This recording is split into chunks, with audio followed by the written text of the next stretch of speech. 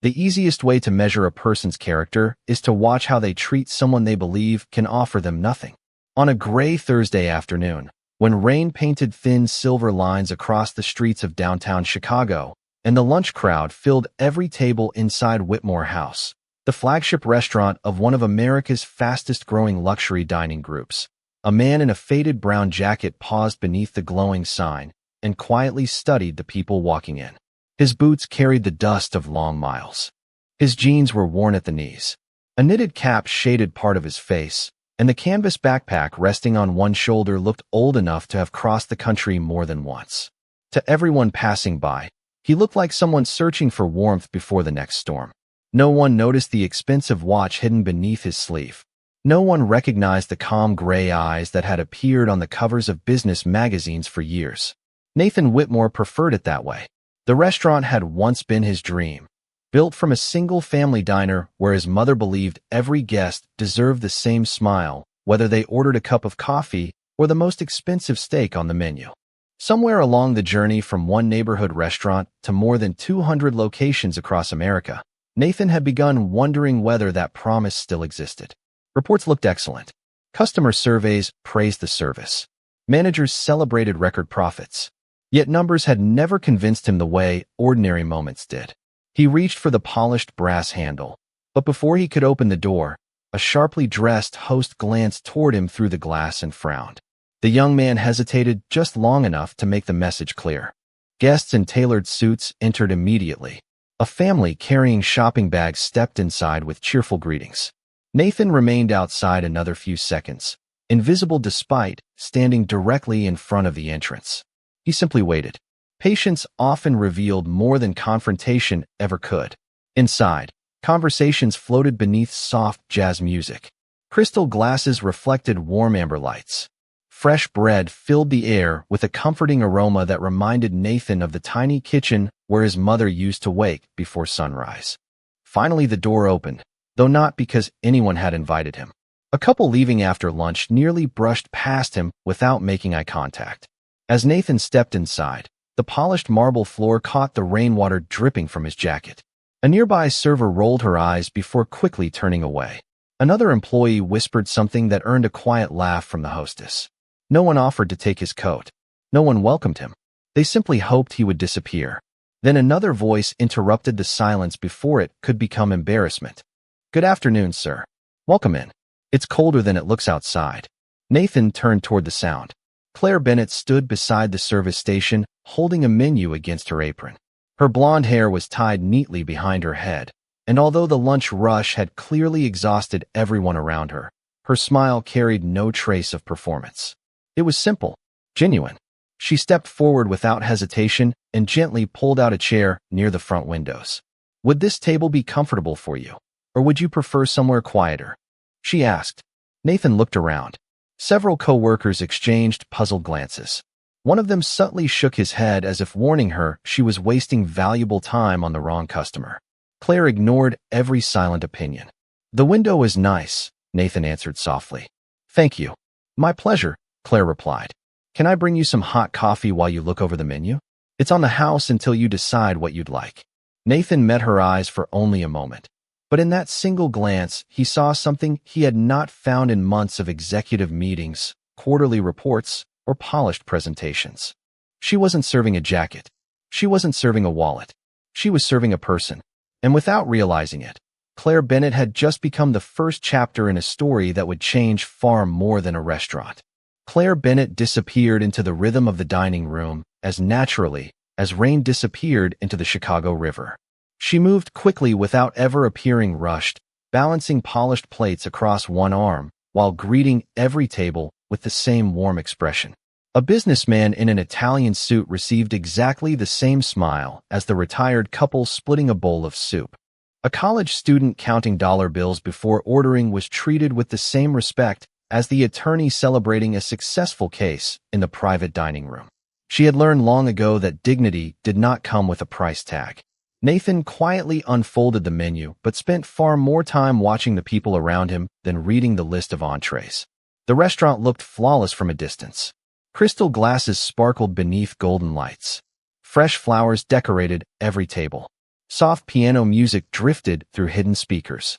Yet beneath the polished surface, something else quietly revealed itself. A server hurried past his table without making eye contact, nearly brushing against his chair before stopping at a neighboring table occupied by three well-dressed executives. Their water glasses were refilled immediately. Bread arrived before they asked. The manager himself appeared moments later to welcome them by name. Nathan simply observed. He had built companies by recognizing patterns, and service followed patterns just as business did. Claire returned carrying a steaming ceramic mug. She placed it gently in front of him before setting down a small plate with a warm roll fresh from the oven. "The kitchen baked these about 10 minutes ago," she said with an easy smile. "I thought you might enjoy one while you decide." Nathan glanced toward the menu. "I have not ordered yet." Claire nodded. "You have not. But nobody should have to make decisions while they are hungry." Nathan looked at the bread, then back at her. "Will this get deducted from your paycheck?" Claire laughed softly. "No, sir. We are allowed to make small hospitality choices. Besides, kindness usually comes back eventually." Her answer lingered with him long after she stepped away. At another table, an elderly man struggled to read the menu without his glasses. Before anyone else noticed, Claire quietly knelt beside him and pointed out the daily specials one by one without making him feel embarrassed. A few minutes later, she helped a young mother carry a booster seat across the room, while reassuring the restless little boy that his grilled cheese would arrive soon. She never hurried people through conversations. She never forced smiles. She simply paid attention. Nathan noticed something even more interesting. Every act of kindness cost the restaurant almost nothing.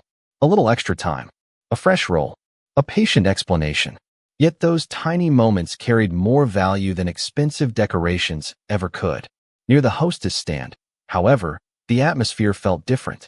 The floor manager, Brandon Collins, adjusted his tailored jacket before greeting another group that had just arrived in luxury sedans.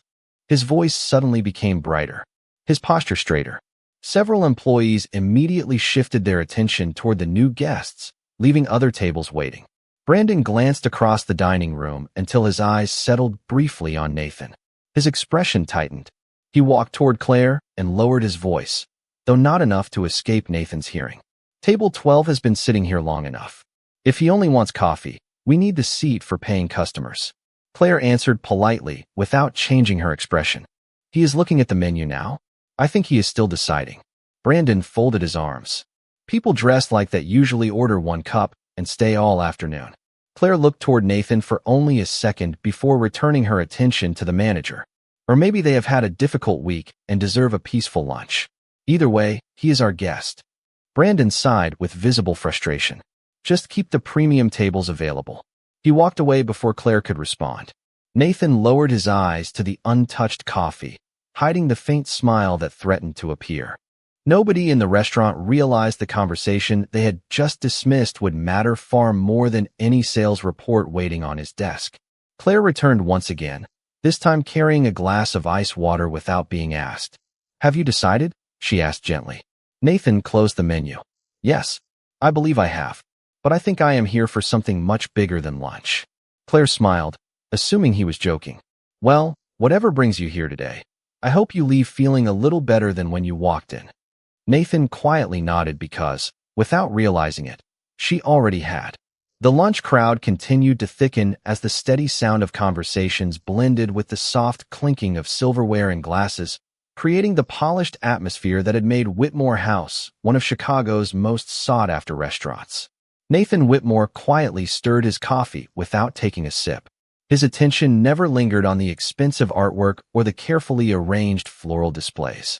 Instead, he watched the people who made the restaurant breathe.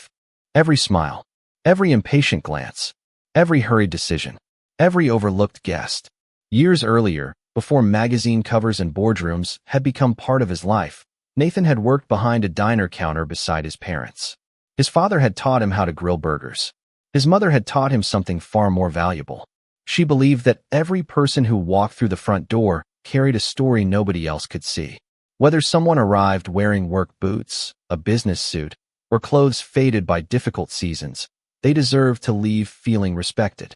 That lesson had become the foundation of his company, printed in every employee handbook and repeated during every management conference. Yet as the business expanded across the country, Nathan often wondered whether those words had quietly become decoration instead of conviction. That question was the reason he now sat alone beneath an old jacket instead of arriving through the executive entrance with assistants and security. He had spent the past 6 months visiting different locations without revealing his identity. Some restaurants had exceeded every expectation. Others had disappointed him. None of those visits had prepared him for what he was witnessing today. Claire returned carrying a neatly arranged plate with grilled salmon, roasted vegetables, and fresh herbs. She placed it gently before Nathan before noticing the tiny crease in his forehead. "Is everything all right?" she asked. Nathan looked at the meal before smiling politely. "Actually, I ordered the chicken." Claire glanced toward the kitchen ticket resting in her apron pocket. For the first time all afternoon, surprise crossed her face. "You are absolutely right. I am so sorry. That mistake is mine." Nathan waited for excuses that never came. Claire did not blame the kitchen. She did not blame another server. She simply accepted responsibility with quiet grace. "Please allow me a few minutes to prepare the correct order," she said. "Your lunch should be exactly what you wanted." Nathan looked at the untouched salmon. "It smells wonderful. I imagine someone else ordered it." Claire nodded. "Yes. If you do not mind waiting, I can make sure nothing goes to waste by bringing it to the correct table." Nathan smiled a little wider. "That seems like the right thing to do." She thanked him before disappearing toward the kitchen. Across the dining room, Brandon Collins noticed the exchange and immediately approached with visible irritation. "Claire," he whispered sharply near the service station, "do not waste time fixing one order when table 6 is waiting for dessert menus." Claire calmly answered, "I entered the wrong item. I will correct it." Brandon shook his head. He probably would not have noticed. Claire looked directly at him, her voice remaining calm. "I would have noticed." Nathan heard every word without lifting his eyes from the table. That simple sentence carried more weight than the polished mission statements displayed in every corporate office he owned. Integrity, he thought, was what people chose when nobody important seemed to be watching. Moments later, Claire returned with a fresh glass of iced tea while his replacement meal was prepared. "This one is complimentary while you wait," she said. "Thank you for being patient." Nathan studied her expression. There was no fear of criticism, no attempt to impress, only sincere professionalism. Before he could respond, the restaurant entrance opened once again as 2 regional supervisors quietly stepped inside, wearing ordinary business casual clothing instead of executive suits. They had received Nathan's early morning message containing only 6 words. "Observe everything. Do not reveal anything." They blended into separate corners of the dining room, unnoticed by nearly everyone except Nathan. His inspection had only begun, and although most employees still believed they were serving an anonymous traveler escaping the rain, every choice they made from this moment forward would help determine the future of the restaurant they proudly believed they already understood. The replacement meal arrived exactly as ordered, its aroma rising gently above the quiet hum of the dining room. Claire Bennett placed the plate in front of Nathan Whitmore with a sincere smile that carried relief rather than pride. "Thank you for giving me the chance to correct my mistake," she said. "I hope this is exactly what you were expecting." Nathan looked down at the perfectly grilled chicken, the roasted potatoes seasoned with fresh rosemary, and the colorful vegetables arranged with care. "It looks excellent," he replied. Claire gave a small nod before returning to the growing lunch rush, leaving Nathan once again alone with his observations. He noticed that the 2 regional supervisors had already begun taking discreet notes while pretending to enjoy their meals.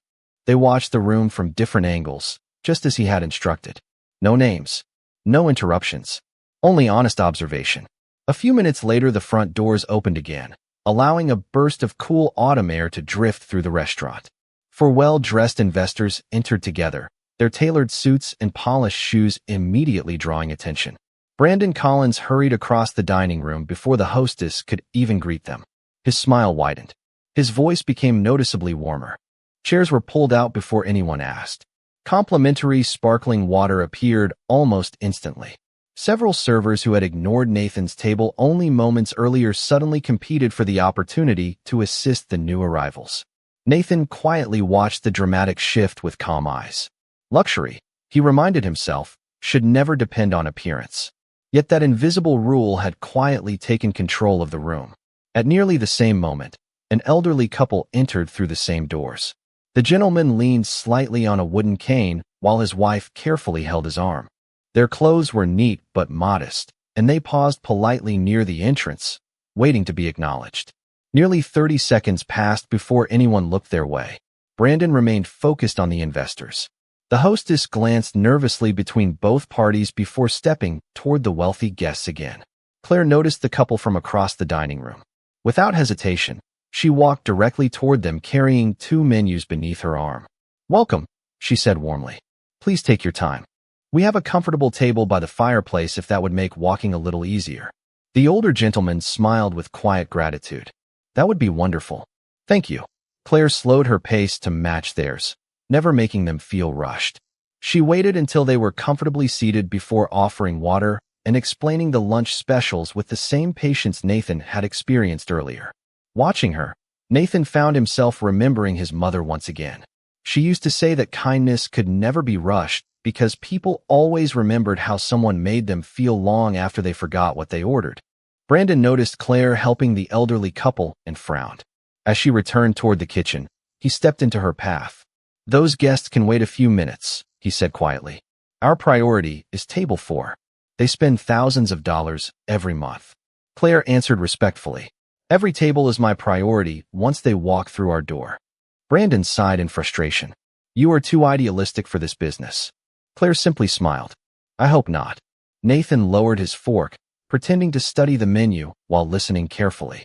Every conversation seemed to confirm what numbers could never reveal. Policies existed on paper. Character appeared in ordinary choices. As Claire passed Nathan's table once more, he gently stopped her with a simple question. "May I ask you something?" She nodded. "Of course." Nathan glanced around the busy dining room. "How do you decide which customer deserves your best service?" Claire looked genuinely puzzled by the question. "I do not decide," she answered softly. "They already deserve it before they walk inside." Nathan remained silent for a moment, allowing her words to settle. Around them, expensive watches caught the afternoon light. Crystal glasses reflected golden chandeliers, and conversations about investments floated through the room. Yet the most valuable thing Nathan had encountered all day had cost nothing at all. It was a quiet belief held by one waitress who still treated strangers the way his family had envisioned when they opened their very first restaurant decades earlier. Across the dining room, the 2 regional supervisors exchanged a brief glance before writing another note. Neither of them realized that Nathan had already reached an important conclusion. The real test was no longer whether Claire understood the company's values. It was whether everyone else still remembered them. Nathan Whitmore slowly finished his lunch while the afternoon crowd shifted from busy conversations to quieter meetings and late arrivals. Outside, the rain had almost stopped, leaving tiny drops clinging to the restaurant windows like scattered crystals. Inside, the rhythm never slowed. Plates moved gracefully between the kitchen and dining room. Fresh coffee replaced empty cups. Soft laughter rose from corner booths. It looked like another successful day. Yet Nathan knew that true culture revealed itself only when routine was gently disturbed. He reached into the worn backpack beside his chair and deliberately searched through it before quietly patting each pocket of his jacket. His expression remained calm, but anyone watching closely could see that he had not reached for a wallet. Claire approached almost immediately. "Is everything all right, sir?" she asked. Nathan gave an apologetic smile. "I believe I left my wallet somewhere. I may have been more distracted than I realized." Claire did not glance toward his clothes. She did not study his old backpack. She simply nodded with understanding. "Do not worry," she said. "Take your time. We can figure it out together." Before Nathan could answer, Brandon Collins noticed the conversation and walked over with noticeably less patience. "Is there a problem?" he asked. Nathan looked up politely. "I cannot seem to find my wallet." Brandon folded his arms. "Do you have a credit card on your phone?" Nathan slowly shook his head. "Unfortunately, no." Brandon's smile disappeared almost instantly. "Then perhaps someone can bring payment." Claire quietly stepped between them before the silence became uncomfortable. "Sir, would you like a few more minutes to look through your bag?" Nathan thanked her and carefully searched once again, fully aware that the wallet remained exactly where he had hidden it inside the backpack. This was never about money. It was about choices. Around the dining room, A few curious customers glanced toward the table before returning to their conversations. Claire crouched slightly beside Nathan's chair. Sometimes people accidentally leave wallets in their cars, she said gently. If that happened, we can simply hold the check until you come back. Nathan looked at her. You would trust someone you have never met? Claire smiled without hesitation. Trust has to begin somewhere. Brandon let out a quiet sigh. Claire, company policy exists for a reason. She stood and answered respectfully. Company policy also says we should treat every guest with dignity. Brandon looked unconvinced. Restaurants lose money every day because people make excuses. Nathan remained silent, allowing the conversation to unfold naturally. Claire turned back toward him. Would you be comfortable leaving your phone with us while you retrieve your wallet? Or if you prefer, you can simply come back later today. Whatever makes you feel respected. Nathan almost laughed at the careful wording. She had managed to protect the restaurant without making the guest feel accused. That balance was far more difficult than most management seminars ever admitted. Just then, one of the regional supervisors quietly stood from his table and walked toward the front counter to refill his water. As he passed Nathan, he deliberately dropped a leather notebook onto the floor without noticing. Claire saw it immediately. She picked it up and hurried after him. Excuse me, sir, she called with a warm smile. I believe this belongs to you. The supervisor thanked her sincerely before returning to his seat, never revealing his role. Nathan watched the small exchange with growing admiration. She treated honesty as naturally as breathing. There was no audience to impress, no reward to expect, only the quiet conviction that doing the right thing was reason enough. Brandon returned his attention to Nathan. Sir, I will need some form of guarantee that the bill will be paid. Before Nathan could answer, Claire spoke again with calm confidence. I will personally cover the check if he cannot return today. Brandon stared at her in disbelief. You barely know him. Claire looked toward Nathan before answering softly. No, but I know how I would hope someone would treat my father if he ever found himself in the same situation. For the first time that afternoon, Nathan felt something deeper than satisfaction. He felt gratitude. The inspection he had planned so carefully was no longer revealing only the strengths and weaknesses of his restaurant. It was reminding him why he had built it in the first place. Claire Bennett stood quietly beside Nathan Whitmore's table after offering to cover his bill herself, and for a brief moment the entire dining room seemed to slow. Nobody raised their voice. Nobody created a scene. Yet the silence carried more weight than any argument could have. Brandon Collins looked at her with open disbelief. Claire, you cannot be serious, he said. You are talking about paying for a complete lunch for someone you have never met. Claire remained composed. I am talking about making sure a guest leaves with dignity. If he returns later this afternoon, the restaurant loses nothing. If he does not, then I will accept the responsibility because it was my decision. Brandon rubbed his forehead as though he could not understand her reasoning. You are letting emotions interfere with business. Claire answered with the same calm voice she had used all day. No, I believe respect is good business. Nathan lowered his eyes, hiding the quiet smile that almost appeared. He had listened to thousands of presentations from executives explaining customer loyalty, employee engagement, and brand identity. Most of them relied on charts and percentages. Claire had explained the entire philosophy of hospitality in 5 simple words. Respect is good business. Brandon eventually walked away, clearly frustrated, muttering that he would have to document the incident if payment did not arrive before closing. Claire watched him leave before turning back toward Nathan. Please do not worry about any of this, she said gently. Sometimes policies and people need a little time to find each other. Nathan tilted his head with genuine curiosity. You speak as though you have learned that lesson before. Claire smiled softly while collecting an empty coffee cup from the neighboring table.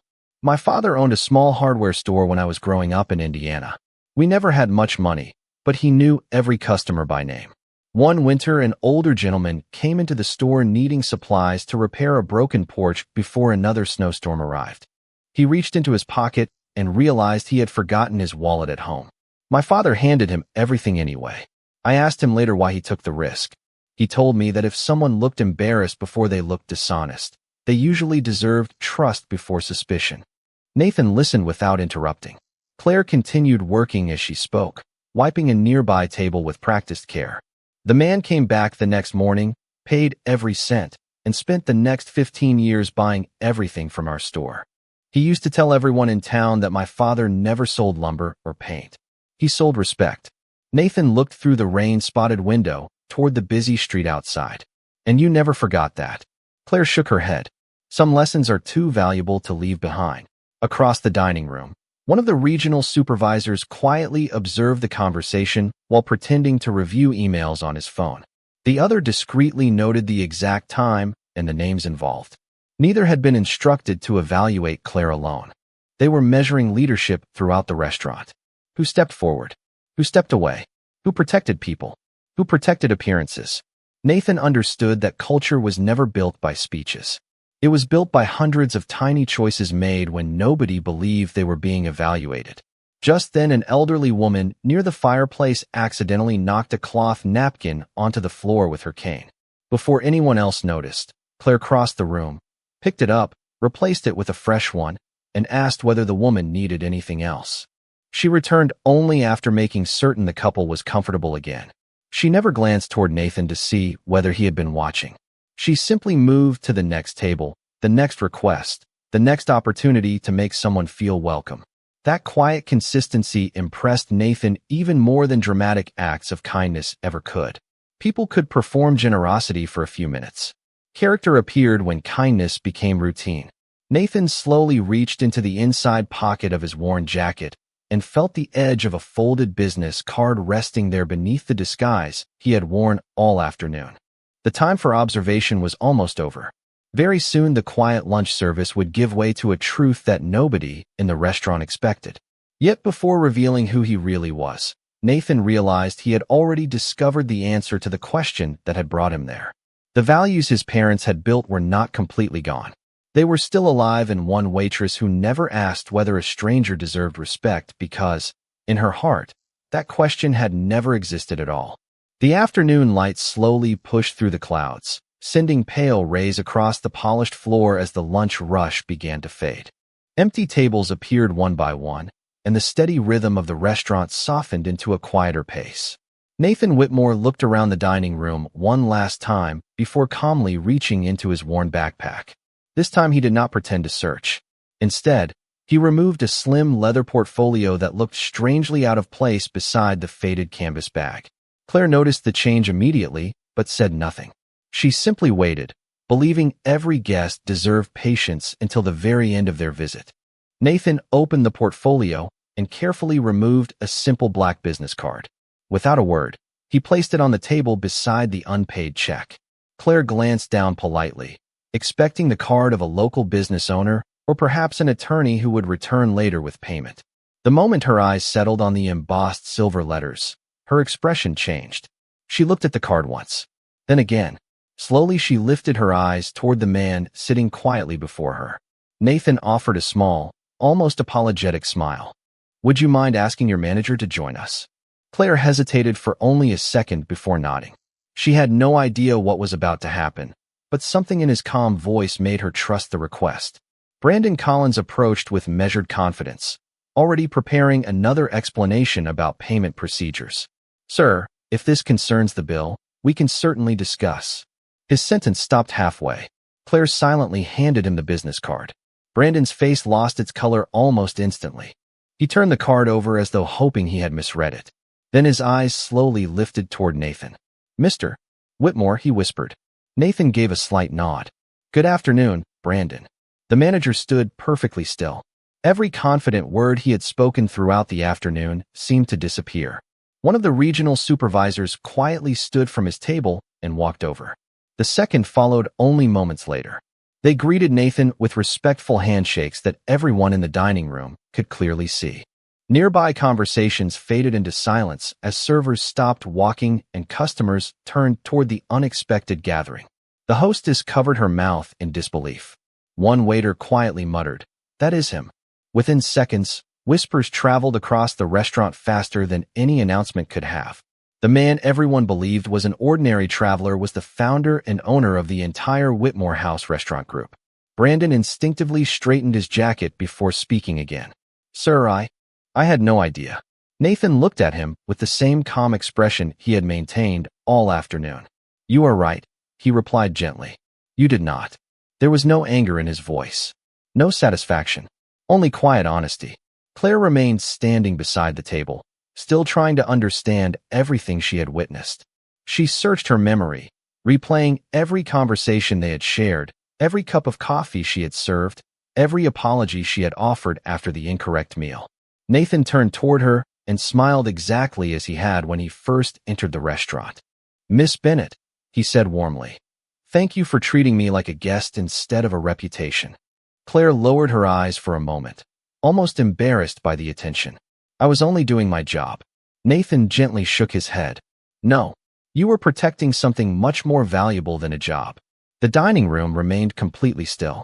Employees who had laughed quietly when Nathan first walked through the door now avoided looking in his direction. Others stared at Claire with expressions that shifted between admiration and regret. The two regional supervisors exchanged a final glance before closing their notebooks. They no longer needed to write anything else. Every answer they had come to collect had already revealed itself. Nathan slowly stood from his chair, picked up the unpaid check, and slipped his wallet from the hidden pocket inside his jacket. He placed a credit card on the small leather folder with calm precision before looking around the restaurant one final time.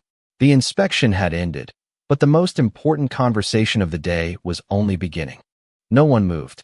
The quiet that settled across the dining room seemed to reach every corner of Whitmore House. Even the soft piano music drifting through the speakers felt distant now. Nathan Whitmore looked around the room with steady eyes, not searching for fear or embarrassment, but for understanding. He picked up the leather check presenter, signed the receipt without hesitation, and placed it neatly back on the table. Then he turned toward Brandon Collins. "Would you walk with me for a moment?" Nathan asked calmly. Brandon nodded almost automatically. His confidence from earlier had completely disappeared. Together they crossed the dining room while employees watched in complete silence. Nathan stopped near the hostess stand where everyone could hear him without raising his voice. "I would like to ask a simple question," he said. "If I had truly been an ordinary traveler who forgot his wallet today, would this conversation have ended the same way?" Nobody answered. Several employees lowered their eyes. Others quietly looked toward the floor. Brandon finally spoke. "Probably not, sir." Nathan nodded slowly. "That is the answer I expected." He folded his hands in front of him before continuing. "When I opened my first restaurant with my parents, we had only 8 tables. Some days a construction worker sat beside a lawyer.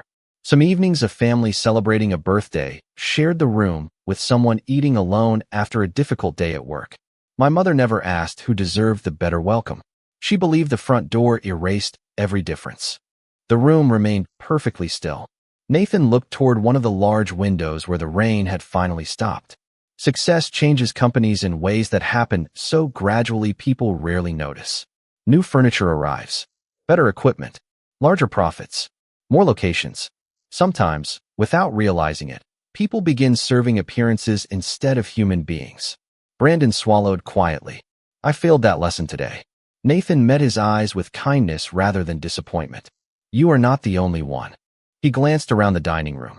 "Several people looked at my jacket before they looked at my face. Some decided how much respect I deserved before hearing a single word." His voice never became louder. That made every sentence feel even heavier. One of the younger servers stepped forward nervously. "Sir, I laughed when you first came in. I thought." He stopped, unable to finish. Nathan gently nodded. "You thought I could not offer anything important." The young man lowered his head. "Yes, sir." Nathan offered a faint smile. That assumption costs businesses more than any unpaid meal ever could. Claire remained near the service station, listening quietly without trying to become part of the moment. She had never expected recognition for simply doing what felt right. Nathan noticed her standing there and motioned for her to join him. She hesitated before walking forward. "Miss Bennett," he said, "earlier today you told your manager that respect is good business." Claire looked surprised that he remembered her exact words. "Yes, sir." Nathan nodded. "I have spent decades studying markets, negotiating contracts, and building companies. Yet those 4 words summarize hospitality better than many executive conferences I have attended." A gentle smile spread across several faces. The tension that had filled the restaurant began to soften, replaced by thoughtful silence. Nathan continued. "This inspection was never about finding someone to punish. If fear created great service, every restaurant would already be perfect. I came here looking for honesty. He slowly turned toward Brandon once more. Tomorrow morning, I would like every employee to watch today's security recordings together. Not so anyone feels ashamed. I want everyone to see ordinary moments that usually pass unnoticed. Every delayed greeting. Every patient conversation. Every decision made in just a few seconds. That is where culture truly lives. Brandon nodded firmly. We will do that, sir. Nathan smiled gently. Good. Because the most important lesson from today has nothing to do with recognizing the owner of the company. It has everything to do with recognizing the value of a stranger before you know who that stranger might become. The following Monday morning, sunlight poured through the floor-to-ceiling windows of Whitmore House, filling the restaurant with a quiet warmth that felt completely different from the afternoon Nathan Whitmore had first walked through the front door in disguise. The dining room looked exactly the same. The polished tables reflected the morning light. Fresh flowers stood at every place setting. The aroma of coffee drifted through the air. Yet something invisible had changed. Employees greeted every guest before looking at their clothes. Conversation slowed just enough to allow genuine smiles to replace hurried routines. Brandon Collins stood near the entrance welcoming each customer personally, not because anyone was watching, but because he finally understood that leadership began with example. Claire Bennett arrived for her shift expecting another ordinary day. She tied her apron, checked her section, and quietly prepared the dining room, just as she always had. She had not spoken about Nathan's visit with anyone outside the restaurant, because she believed kindness lost its meaning the moment it became a story told for attention. As she organized menus near the service station, Brandon approached with an expression she had never seen before. Nathan Whitmore is here to see you, he said gently. Claire looked toward the private dining room, where Nathan stood waiting beside one of the large windows overlooking the city. He smiled as she entered. Good morning, Claire. She smiled back. Good morning, sir.